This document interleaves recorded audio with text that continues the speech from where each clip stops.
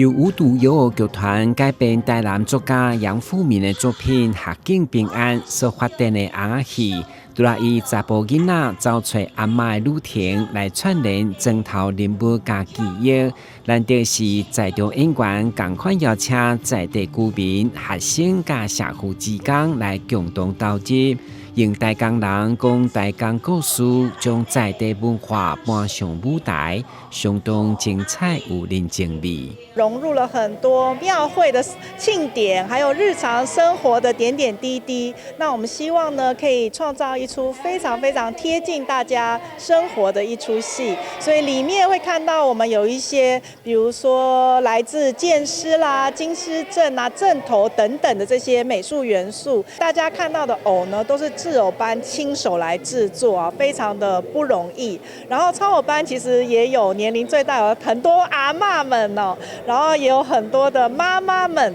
好，他們在禮拜二呢，小朋友上整天的時候趕過來排戲，然後3點半再趕去接小孩，但他們的汗水呢，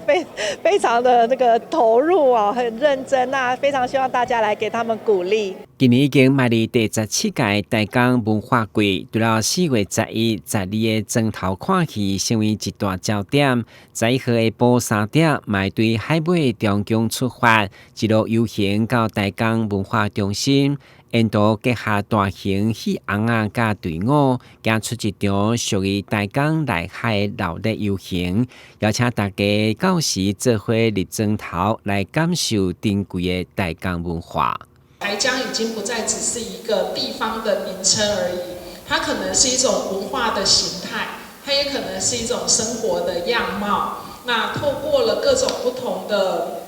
祭典活動，那或許呢，我們更想要去傳達的呢是各種的文化，它其實不僅只是可以被看到、可以被體驗，它更是一種可以一起參與的一個行動。內海派對，莊頭看戲。大家做回來。台南新聞，郭文吉採訪報道。